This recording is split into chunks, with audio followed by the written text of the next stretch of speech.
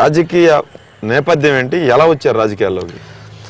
ప్రధానంగా నేను రాజకీయాల్లో స్టూడెంట్ లైఫ్ నుంచే మొదలైంది రాజకీయం. అంటే స్టూడెంట్స్ ఆర్గనైజేషన్స్ అప్పుడు దాదాపు అంటే 80లో నేను విద్యార్థి ఇంటర్మీడియట్ నుంచే ఎస్ఎస్సి నుంచే నేను ఎక్కువ ఇంట్రెస్ట్ నాకు చిన్నగా ఉన్నప్పటి నుంచి పాలిటిక్స్ అంటే ఏబీపీ ఆర్గనైజేషన్ విద్యార్థి పరిషత్లో నేను ఏబీపీ స్టూడెంట్స్ ఆర్గనైజేషన్ కన్వీనర్ ఉంటే అప్పుడు ఎలక్షన్స్ వస్తే ఎలక్షన్లో పోటీ చేయడం గెలవడం కూడా జరిగింది. దాని తర్వాత అనుకోని అంటే ఇంటర్మీడియట్ అయిపోయిన తర్వాత ఇమ్మీడియట్లీ ఈ యొక్క బీజేపీలోకి రావడము, బీజేపీలో 90లో అనుకుంటా 90లో మున్సిపల్ ఎలక్షన్స్ రావడము. అదే టైంలో నేను మరి మున్సిపల్ కౌన్సిలర్గా బీజేపీ నుంచి పోటీ చేయడం జరిగింది. పోటీ చేయడం గెలవడం కూడా జరిగింది. అంటే 90లో మున్సిపల్ కౌన్సిలర్ గా, 95లో మున్సిపల్ చైర్మన్ గా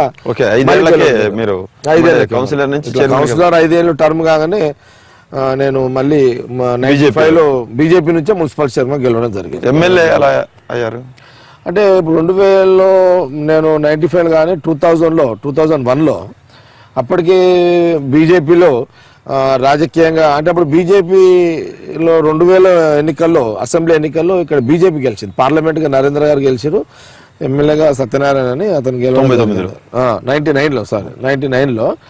అయితే ఆ టైంలో నేను టికెట్ అడిగిన బీజేపీ నుండి. నేను బీజేపీ నుండి టికెట్ అడిగినా, నాకు ఇవ్వలేదు, సత్యనారాయణకి ఇచ్చారు. ఈ సీటు కూడా గెలవడం కూడా జరిగింది. రాజకీయంగా అప్పుడున్న పరిస్థితులలో బీజేపీలో నన్ను అనగదొక్కే కార్యక్రమం మొదలైంది.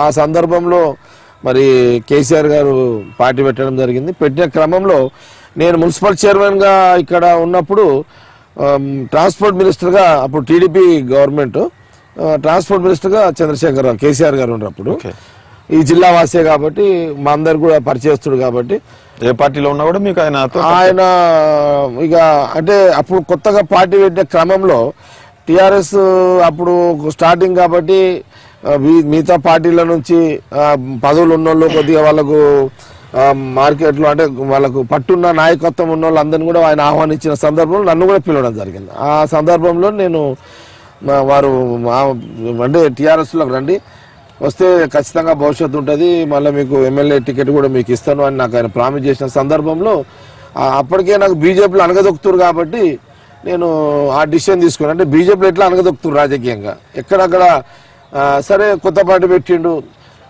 ఇక్కడ అనగదొక్కుతున్నారు బీజేపీలో కాబట్టి అక్కడ ఎట్లా ఇక్కడ మునుగుతున్నా ఇక ఎక్కడైనా మునిగేదో చూద్దామని ఆ ప్రయత్నం చేసిన కేసీఆర్